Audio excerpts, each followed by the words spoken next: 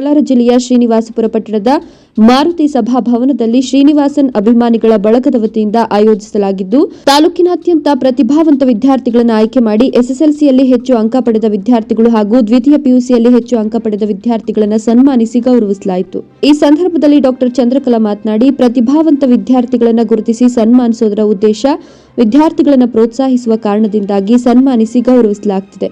ವಿದ್ಯಾರ್ಥಿಗಳು ಸಹ ತಮ್ಮ ತಂದೆ ತಾಯಿ ಎಷ್ಟು ಕಷ್ಟಪಟ್ಟು ನಿಮ್ಮನ್ನು ಓದಿಸುತ್ತಾರೆ ಎಂಬುದನ್ನು ಗಮನದಲ್ಲಿಟ್ಟುಕೊಂಡು ಉತ್ತಮವಾದ ವ್ಯಾಸಂಗ ಮಾಡಿ ಉನ್ನತ ಸ್ಥಾನಗಳನ್ನು ಅಲಂಕರಿಸಬೇಕು. ಹೆತ್ತ ತಂದೆ ತಾಯಿಗಳನ್ನು ಚೆನ್ನಾಗಿ ನೋಡಿಕೊಳ್ಳಬೇಕು ಎಂದು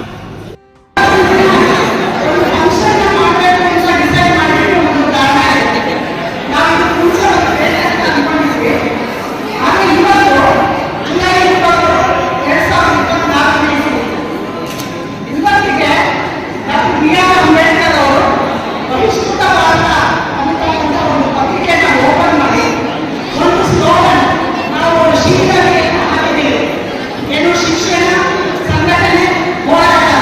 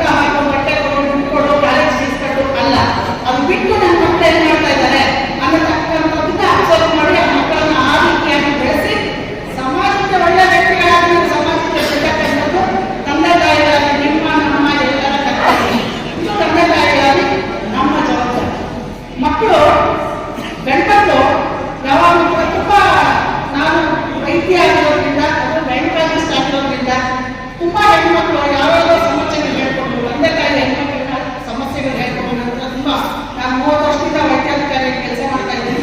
ನಮ್ಮ ಹತ್ರ ಬರ್ತಾರೆ ಗಂಡು ಮಕ್ಕಳು ಯಾವಾಗಲೂ ಒಂದು ಹೆಣ್ಣನ್ನ ಗೌರವ ಕೊಡೋದನ್ನ ಕಲಿಬೇಕು.